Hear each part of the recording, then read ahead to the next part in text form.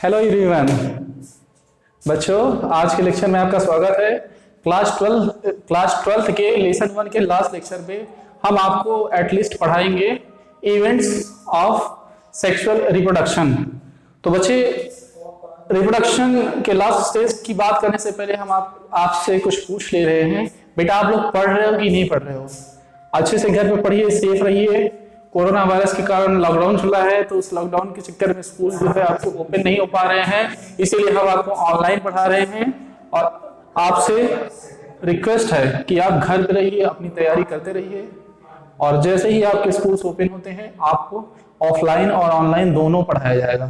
तो बच्चों, आज का जो टॉपिक है आपका, कल हमने आपको फेजेस बताए थे रिप्रोडक्शन के, टोटल फेजेस बताए थे। आज का टॉपिक है आपका इवेंट्स ऑफ सेक्सुअल रिप्रोडक्शन।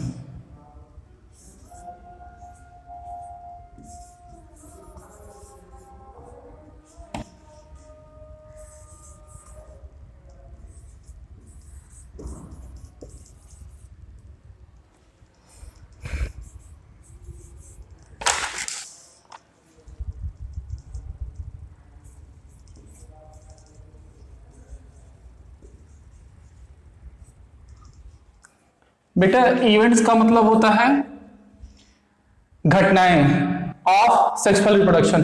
कहने का मतलब है कि सेक्सुअल रिप्रोडक्शन की घटनाएं जो है, कौन कौन सी घटनाएं होती हैं, किन किन घटनाओं से होकर जो सेक्सुअल रिप्रोडक्शन होता है वो गुजरता है। तो इसमें सबसे पहला जो स्टेज होता है बेटा, प्री फर्टिलाइजेशन इवेंट होता है। पहला जो इसमें टर्म है वो है आपका प्री फर्टिलाइजेशन। तो बेटा, प्री फर्टिलाइजेशन में सबसे जब पहला टर्म आता है, इसको समझिए। प्री मतलब होता है पहले, फर्टिलाइजेशन का मतलब होता है फर्टिलाइज करना। जब मेल और फीमेल दोनों के गैमेट, मींस मेल का एक गैमेट और एक फीमेल का गैमेट आपस में जब मिलता है, मिलके जाइगोट बना देता है, इससे जो पहले का की प्रक्रिया होती है उसे हम क्या बोलते हैं? प्री फर्टिलाइजेशन, है ना, स्टेज। तो आइए, इसमें हम प्री फर्टिलाइजेशन में सबसे पहला टॉपिक है हमारा गैमेटोजेनेसिस।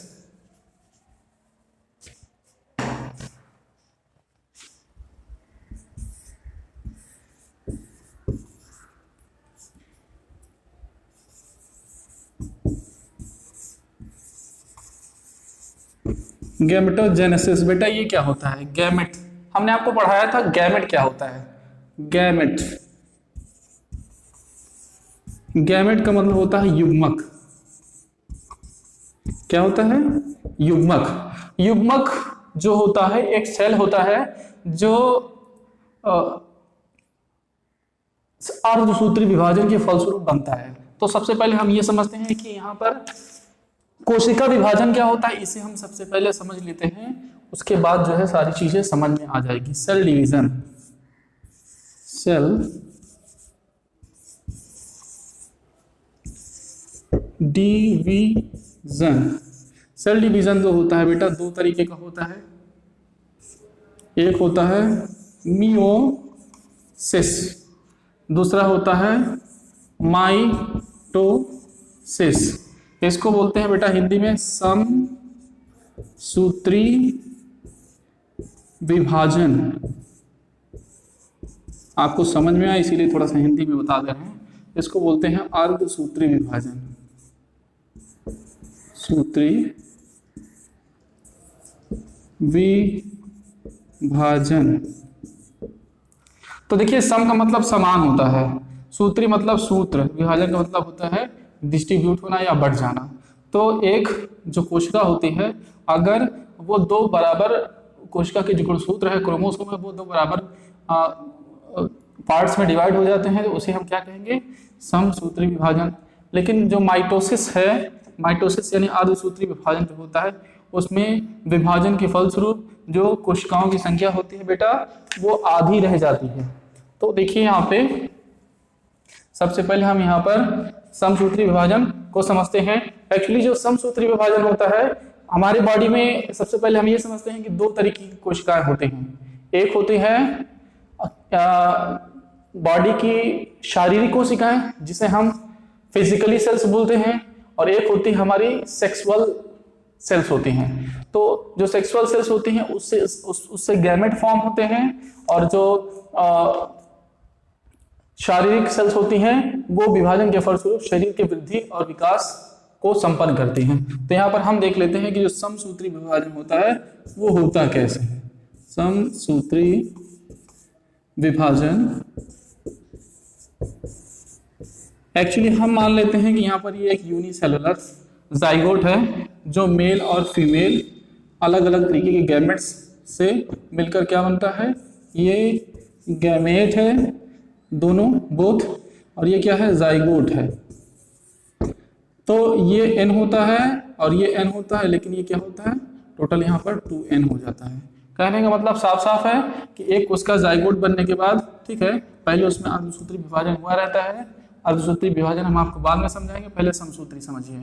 तो समसूत्री में क्या होता है कि जो कोशिका होती है वो 2n होती है। आगे चलकर वही कोशिका जब डिवाइड होती है अलग अलग दो हिस्से में, एक्चुअली यहाँ पर क्या होता है, केंद्रक होता है, केंद्रक में क्रोमोटिन धागा पाया जाता है। तो यहाँ पर मान लीजिए 46 टोटल गुणसूत्र या क्रोमोसोम होते हैं। तो कोशिका विभाजन के फलस्वरूप 46 क्रोमोसोम यहाँ होंगे और 46 यहाँ पर भी होंगे। कितने होंगे, 46 होंगे। अब अगला ये जो विभाजन करेगा बेटा, तो ये भी क्या हो जाएगा, ये भी 46 में है ना हो जाएगा, मतलब जो गुणसूत्र है वो बराबर बटेंगे। ठीक है, अगला इसमें जो विभाजन होगा तो इसमें भी कितना होगा, 46 होगा। ये बेसिक्स हैं इसके, इस वजह से हम समझा रहे हैं। अब हम मेन अपने टॉपिक पे चलते हैं जहां पर आपको गैमेटोजेनेसिस के बारे में पढ़ाया जाएगा।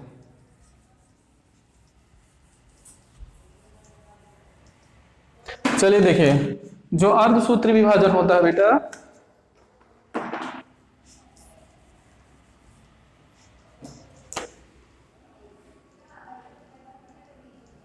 अर्धसूत्री विभाजन में जो गैमेट आता है, ये मान लीजिए कि कोशिका है, इसमें 46 क्रोमोसोम हैं।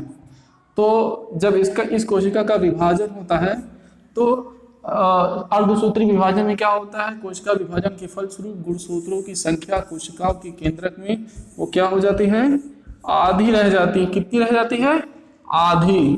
तो यहाँ पर अगर यहाँ 23 है, ठीक है, तो यहाँ पर भी 23 होगा।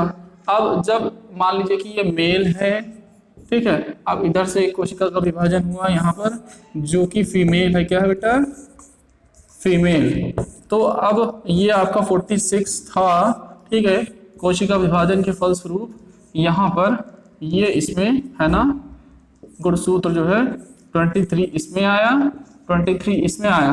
अब सपोज दैट अगर इसका इससे मिलन होता है तो यहाँ पर ये बनेगा आपका एक गुणसूत्र पूरा, है ना, और उसके बाद इसमें टोटल इसका 30 और इसका 30 कितना हो जाएगा, 46 हो जाएगा। तो जब गैमेट्स जो है वो एक दूसरे से फर्टिलाइज करते हैं, एक दूसरे से मिलते हैं, जाइगोट फॉर्म होता है, तो वो टोटल उसमें गुणसूत्रों की संख्या पूरी हो जाएगी। तो हम यहाँ आपको समझा क्या रहे थे उसको ध्यान दीजिए।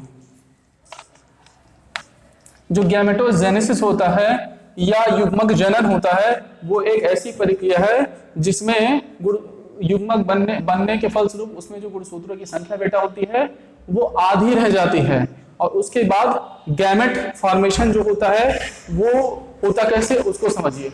जब हम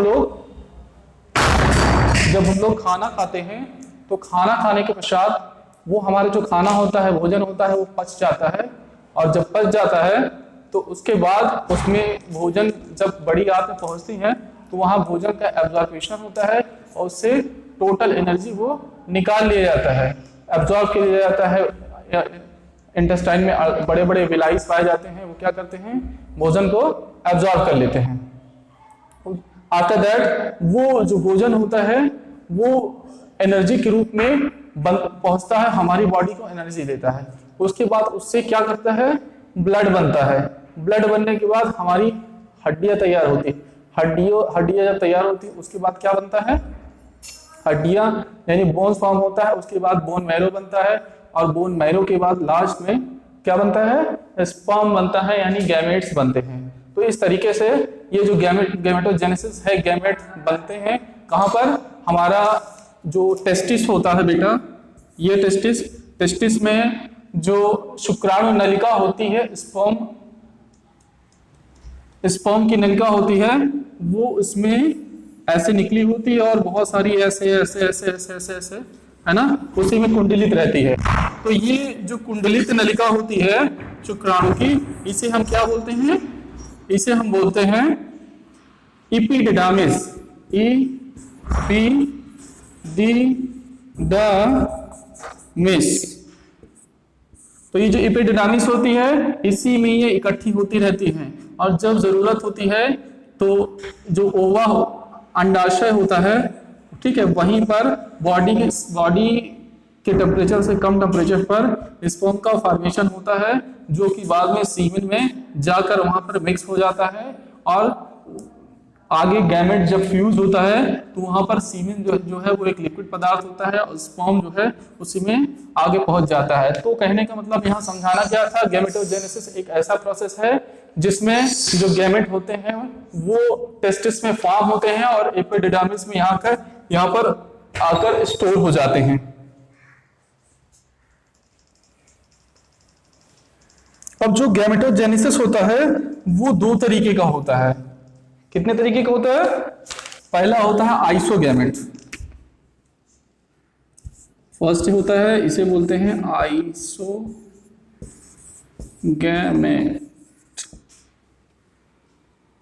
सेकंड होता है हेट्रोगैमेट्स, हेट्रोगैमेट। आइसोगैमेट को बोलते हैं समयुग्मक और हेट्रोगैमेट को बोलते हैं विषम युग्मक। तो आइसोगैमेट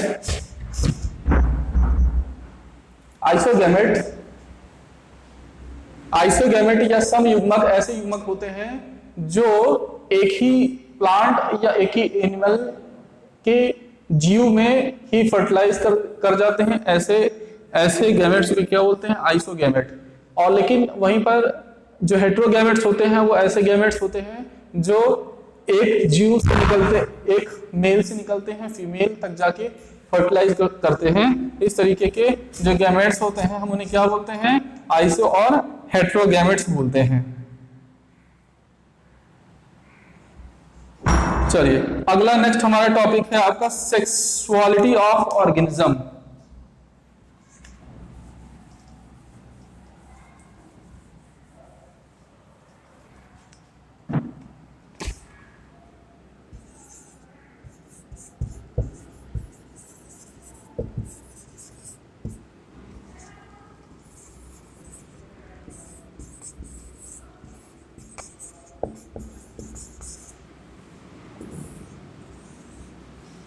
सेक्सुअलिटी ऑफ ऑर्गेनिज्म। सेक्सुअलिटी का मतलब होता है लैंगिकता, ऑफ ऑर्गेनिज्म मतलब यहाँ पर जो टॉपिक है हमारा कि जीवों में लैंगिकता जो है वो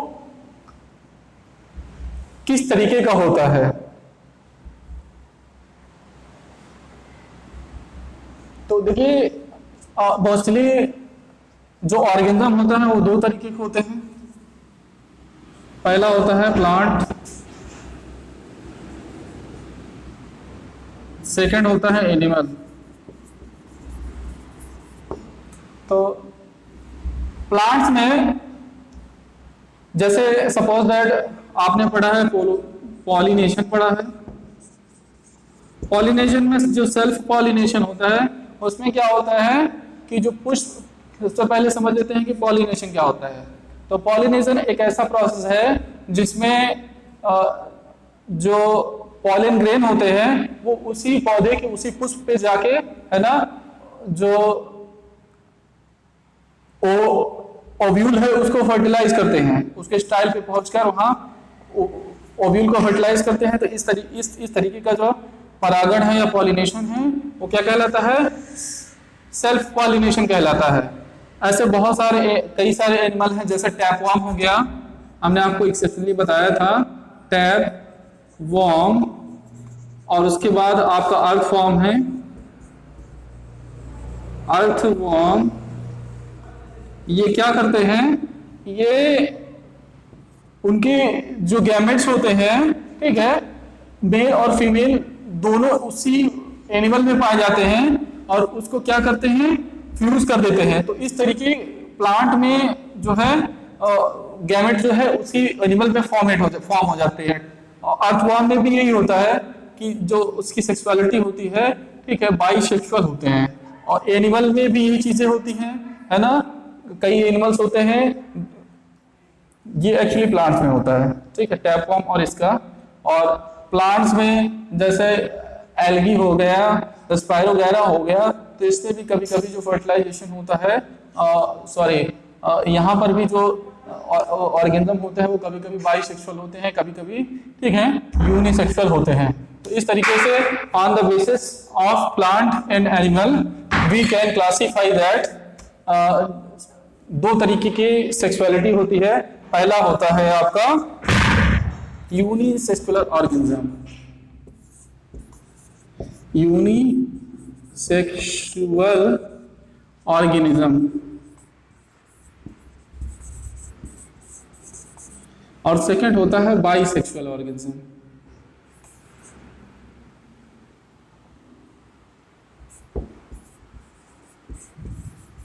बाइसेक्सुअल ऑर्गेनिज्म। तो यूनि का मतलब होता है वन, सिंगल, सेक्सुअल का मतलब होता है सेक्स या लिंग, है ना। ऑर्गेनिज्म मतलब ऐसे जीव जिनमें जो लिंग होते हैं, जो सेक्स होते हैं, वो सिंगल पाए जाते हैं, मतलब कि मेल और फीमेल जो है अलग अलग एनिमल्स में पाए जाते हैं। तो ऐसे एनिमल्स को क्या बोलते हैं, यूनिसेक्सुअल ऑर्गेनिज्म बोलते हैं। तो यूनिसेक्सुअल ऑर्गेनिज्म में जैसे ह्यूमन में है मेल और फीमेल, जो सेक्स या लिंग होता है वो अलग अलग जीवों में पाया जाता है।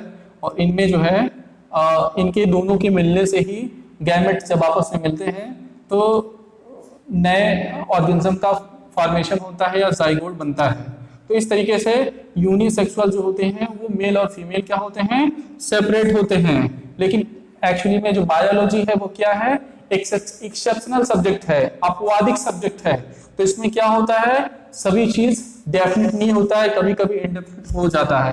तो जैसे हमने अभी आपको बताया था, टैपवॉर्म होता है, अर्थवॉर्म होता है, उनमें क्या होता है, ये, ठीक है, बाइसेक्सुअल हो जाते हैं। आप बाइसेक्सुअल की बात करते हैं, बाई का मतलब यहाँ पर साइंस की भाषा में टू होता है ना।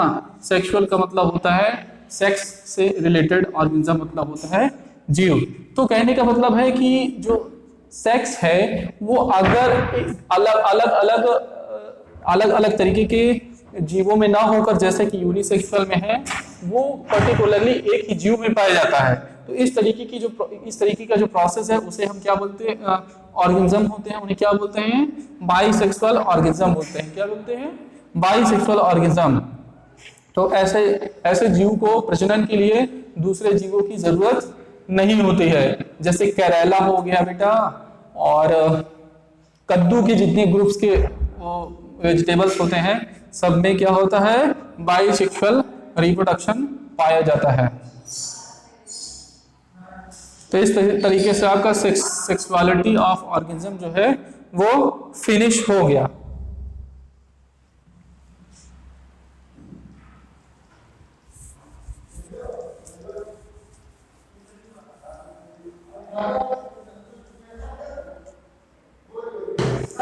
थर्ड टॉपिक है आपका मोनोसेक्सुअल।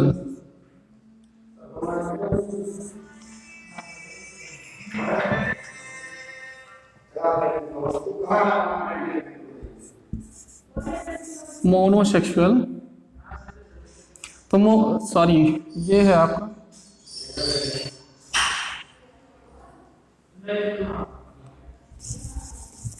ये नहीं। नेक्स्ट टॉपिक है आपका cell division during gametogenesis. Cell division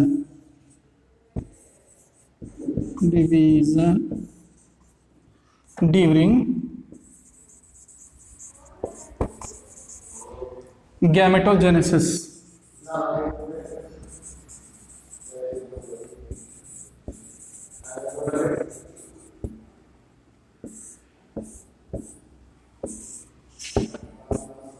cell division का मतलब बेटा यहाँ है कोशिका विभाजन से मतलब ड्यूरिंग गैमेटोजेनेसिस, मतलब गैमेटोजेनेसिस के ड्यूरिंग जो सेल डिवीजन होता है वो किस तरीके से होता है। तो इसमें जो पहला है आपका टॉपिक ये है गैमेट ट्रांसफर। गैमेट ट्रांसफर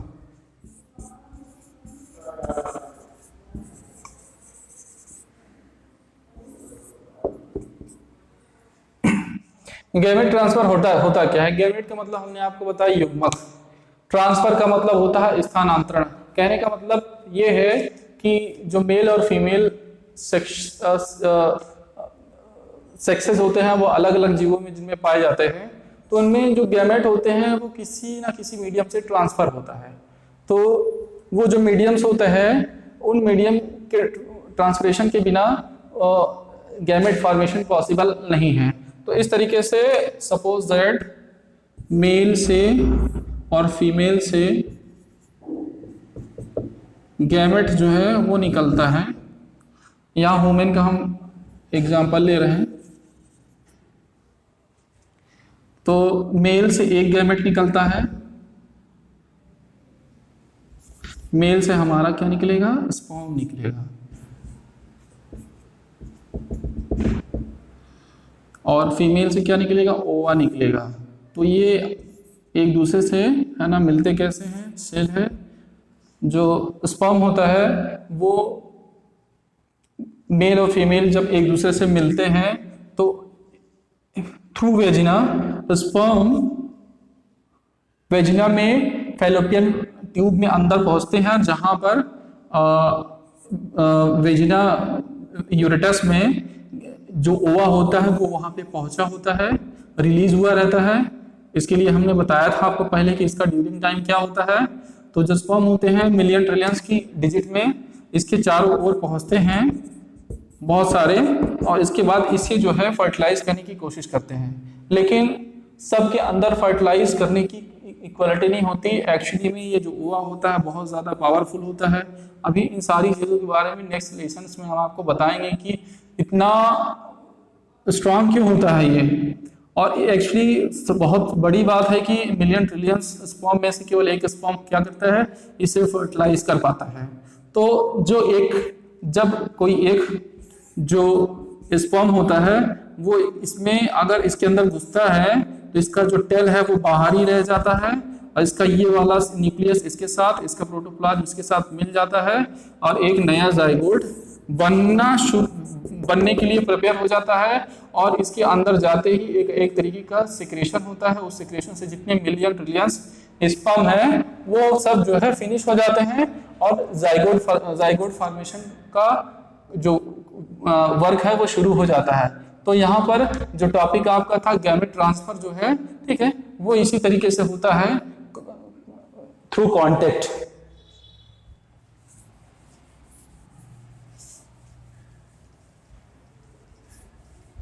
अगला टॉपिक है आपका गैमेट ट्रांसफर के बाद, हाँ ये गैमेट ट्रांसफर ही है, इसमें और कुछ नहीं है।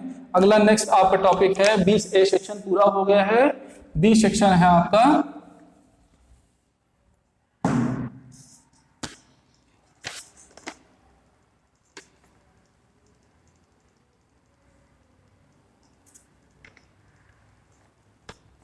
फर्टिलाइजेशन, निषेचन।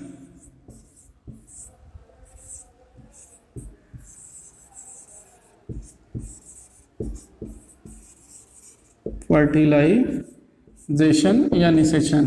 तो फर्टिलाइजेशन का मतलब यहाँ पे समझिए, देखिए मेल और फीमेल जो गैमेट्स हैं वो एक दूसरे के पास आते हैं।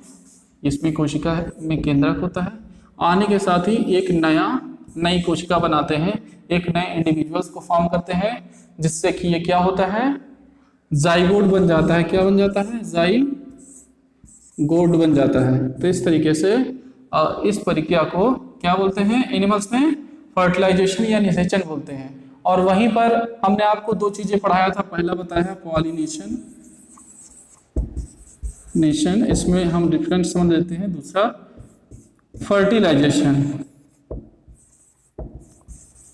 फर्टिलाइजेशन। तो देखिए प्लांट्स में क्या है, प्लांट्स में जो पॉलन ग्रेन होते हैं वो या तो उसी पौधे पर जाते हैं या किसी दूसरे पौधे, उसी पौधे के दूसरे पुष्प पर जाते हैं या दूसरे पुष्प पर जाते हैं। वो पॉलिनेशन का एक लंबा सीरियल है, वो जो है आपको नेक्स्ट लेसन में पढ़ा जाएगा, लेकिन यहाँ पर हम केवल आपको समझाना चाहते हैं कि जो पॉलिनेशन होता है वो जो पॉलन ग्रेन होता है, ठीक है, वो उसके स्टाइल यानी वर्तिकाग्र तक पहुंचने की जो प्रक्रिया होती है वो क्या कहलाता है, पॉलिनेशन कहलाता है। और उसके बाद का जो प्रोसेस होता है पॉलन ग्रेन का ओव्यूल से मिलने का जो प्रोसेस होता है वो क्या कहलाता है, वो कहलाता है आपका फर्टिलाइजेशन इन प्लांट्स। तो इसमें जो है ये फर्टिलाइजेशन क्लियर हुआ। हाँ, इसमें देखिए एक चीज है कि हमने आपको पार्थेनोजेनेसिस के बारे में पढ़ाया था, याद हो तो, क्या पार्थेनोजेनेसिस, पार्थेनोजेनेसिस के बारे में पढ़ाया था। तो पार्थेनोजेनेसिस एक ऐसा प्रोसेस है जिसमें गैमेट्स तो बनते हैं लेकिन वो फर्टिलाइज नहीं होते हैं, बिना फर्टिलाइजेशन की वो क्या बना देते हैं, ऑर्गेनिज्म बना लेते हैं। जैसे हमने टैपवर्म का आपको एग्जांपल दिया था, किसका एग्जांपल दिया था, टैपवर्म का, ठीक है, ये एक्सेप्शन है यहाँ पर फर्टिलाइजेशन के अगेंस्ट, ठीक है। तो उसके बाद अब आपका इसमें अगला टॉपिक है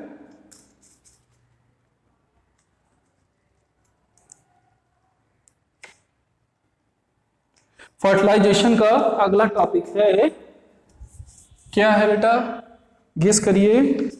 अगला टॉपिक है आपका, जो फर्टिलाइजेशन होते हैं वो दो तरीके के होते हैं। कितने तरीके के होते हैं, दो तरीके। There are two types of fertilisation.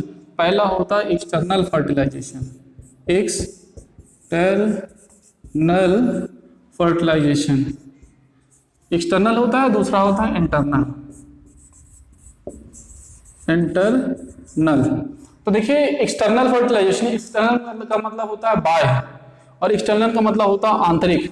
ऐसे जीव जिनमें जो गैमेट्स होते हैं उनका फ्यूजन होता है या जो उनका मिलना होता है, फ्यूजन होता है, वो बॉडी के बाहर होता है।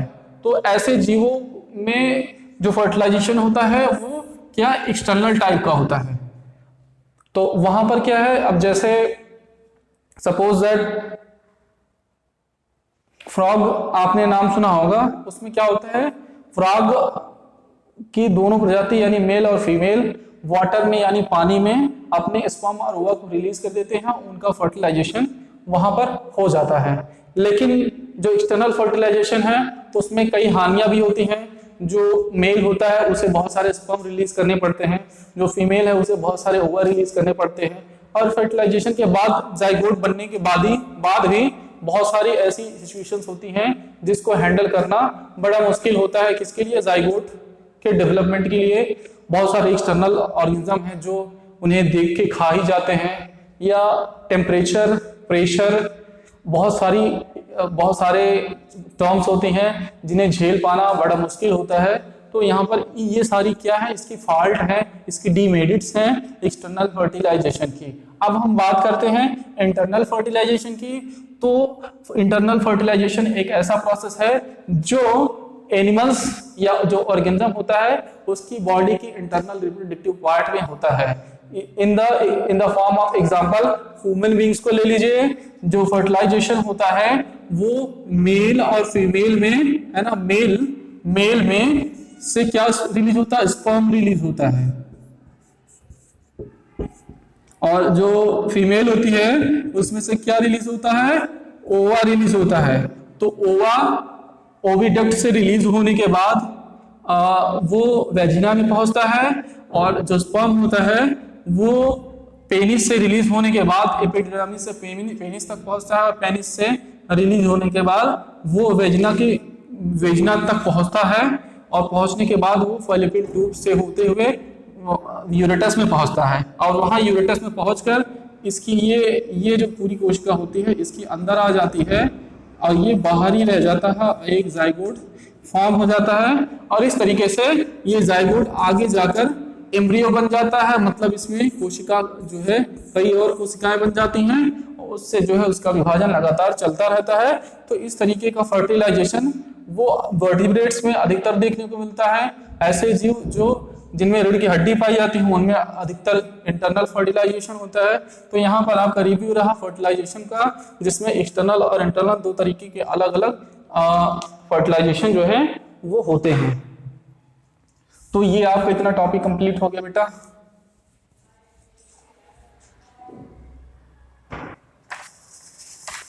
चलिए अब हम पहुंचते हैं सी सेक्शन में, पोस्ट फर्टिलाइजेशन।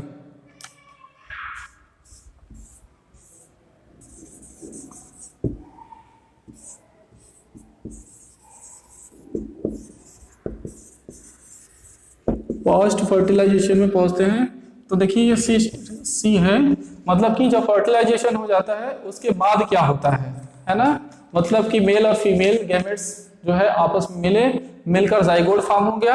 अब जाइगोट फॉर्म होने के बाद आगे क्या होता है,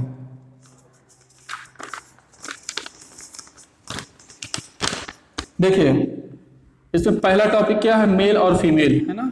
हमने आपको पढ़ाया था ओवा और उसके बाद क्या पढ़ाया था, जाइगोट।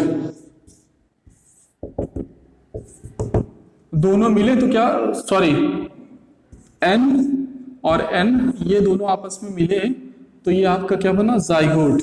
तो फर्टिलाइजेशन के बाद का जो प्रोसेस होता है वो क्या होता है, जाइगोट बन जाता है। इस तरीके से एक 2n स्ट्रक्चर बनता है, हम जिसे क्या बोलते हैं, जाइगोट बोलते हैं, और जिसमें टोटल 2n क्रोमोसोम पाए जाते हैं। मतलब कि इधर से n और इधर से n दोनों मिलकर क्या हुए,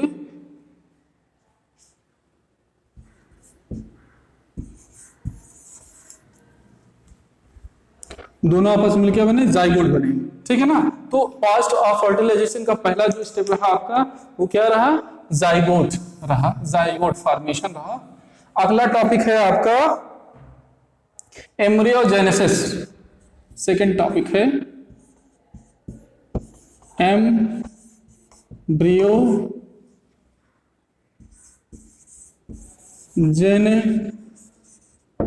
एम्ब्रियोजेनेसिस।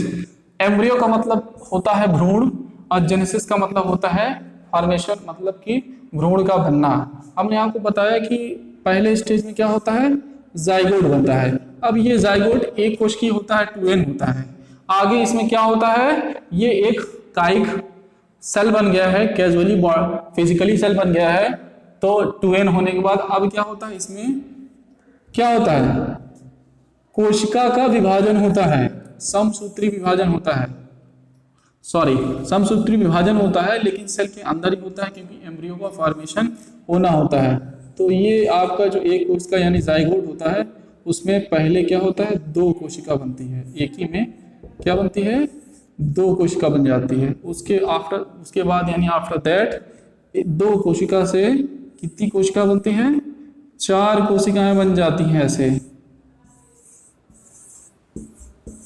4 कोशिका से 8 कोशिका बन जाती है।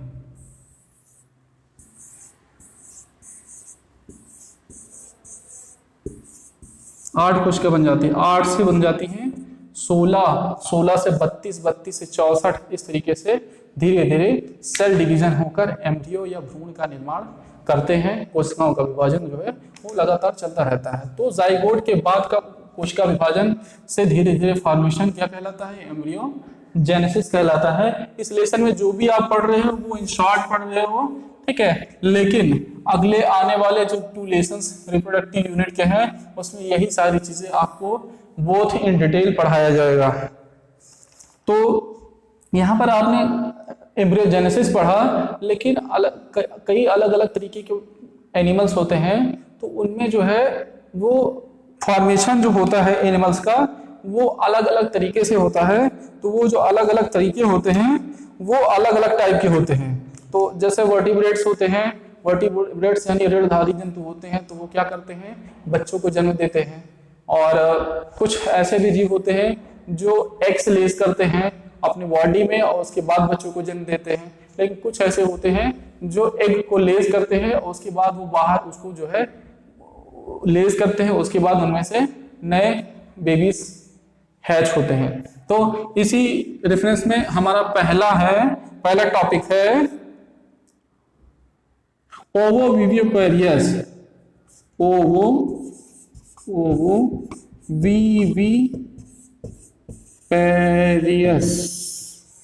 इसे हिंदी में बोलते हैं अंडजरायजी, है ना। तो जैसे जो फिशेस होते हैं उनमें जो फर्टिलाइजेशन होता है वो इंटरनल होता है, लेकिन वो अपने अंदर जाइगोट का फॉर्म करके एग्स को लेस करते हैं और उसके बाद उसमें एनिमल्स जो हैं, जो उसके बेबीज होते हैं वो फॉर्म हो जाते हैं, उनको वाटर में रिलीज कर दिया जाता है। तो इस तरीके से जो सेक्सुअलिटी होती है उसे ऐसे जंतुओं को हम ओवोविविपेरियस एनिमल्स बोलते हैं। नेक्स्ट है आपका ओविपेरस।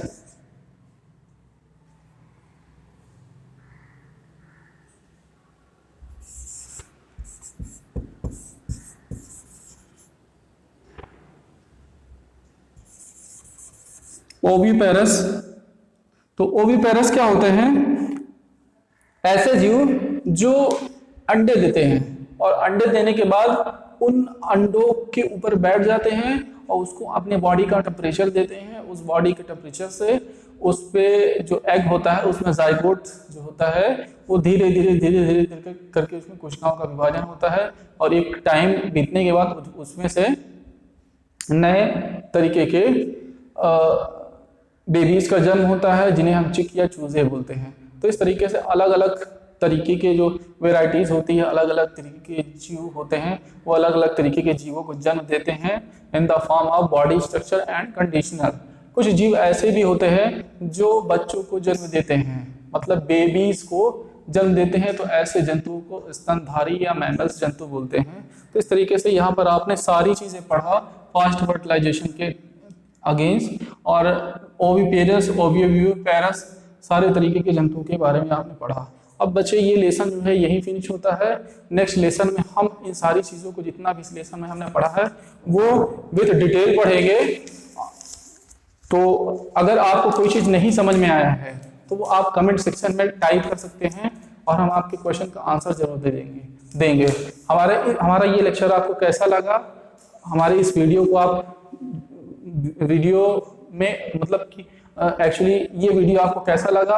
आपको इसमें जो भी ना समझ में आया हो, जो समझ में आया है, कमेंट सेक्शन में डाल सकते हैं और हमारे वीडियो को शेयर कीजिए, लाइक कीजिए और सब्सक्राइब कीजिए। Thank you.